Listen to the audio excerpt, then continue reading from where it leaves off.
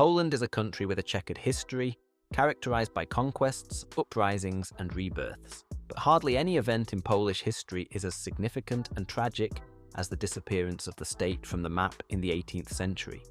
Poland, which was once one of the largest and most powerful nations in Europe, disappeared completely for more than 120 years. How did this happen, and which powers were involved? To understand how Poland disappeared from the map of Europe, we need to go back to the 16th century. At that time, Poland was part of the Polish-Lithuanian Union, one of the most powerful and largest states in Europe. This union was founded in 1569 and encompassed vast territories stretching from the Baltic Sea deep into what is now Ukraine. However, the union's political system was a noble republic, which made the state increasingly unstable. While absolutist monarchies were gaining strength in other European countries, the nobles held sway in Poland. The Polish king was therefore powerless, as the nobility could depose him at any time if he did not follow their interests.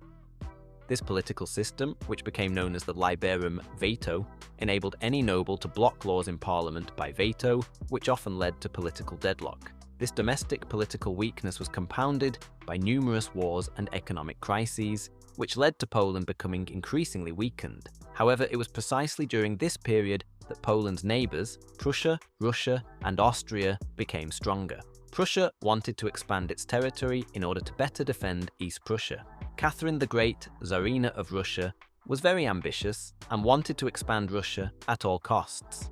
And finally, Austria, which took a more defensive approach and was afraid that Russia and Prussia might become too powerful. The first major blow came in 1772 with the first partition of Poland.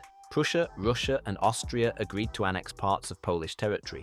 This partition was justified with the restoration of order.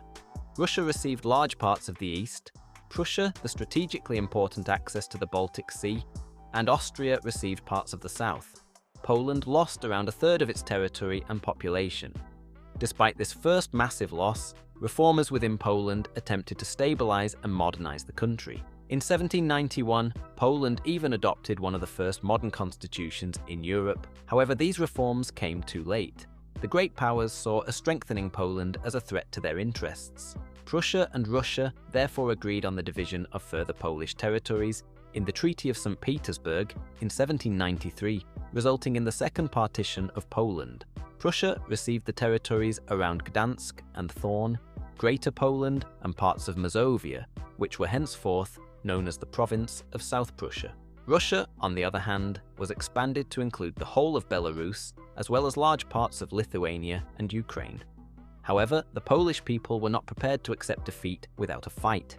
In 1794, an uprising broke out under the leadership of Tadeusz Kościuszko, a national hero and veteran of the American War of Independence. However, the uprising was brutally crushed by the superior armies of Russia and Prussia.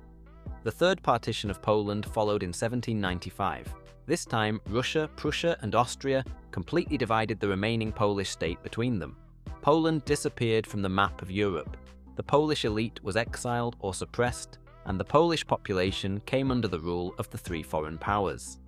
For more than 120 years, Poland did not exist as an independent state. However, the partitions did not mean the end of Polish identity. On the contrary, Polish national pride survived in the culture, in the language, and in the hearts of the people. Throughout the ceded Polish territories, there were resistance movements and endeavors to preserve the national identity. It was also a time when famous Polish poets and writers such as Adam Mickiewicz and Juliusz Słowacki became national symbols. The fight for independence continued for generations. During the 19th century, there were repeated uprisings such as the November Uprising of 1830 and the January Uprising of 1863, which were put down by the occupying powers but kept the idea of a free Poland alive. It was not until after the First World War, in 1918, that Poland was to return to the map. The Treaty of Versailles and the collapse of the monarchies in Russia, Austria, and Germany created the opportunity to re-establish the Polish state. However, the years of division left deep wounds. Poland's borders were redrawn, and the country was now surrounded by enemies and rival powers that continued to fight for influence in Eastern Europe. Despite its return to the map, Poland remained a pawn in the hands of geopolitical powers in the following decades, as was tragically demonstrated once again in the Second World War. That's it for today. If you want to learn more about a French overseas territory near Australia, I can recommend my video about New Caledonia. Thanks for watching and see you next time. Ciao!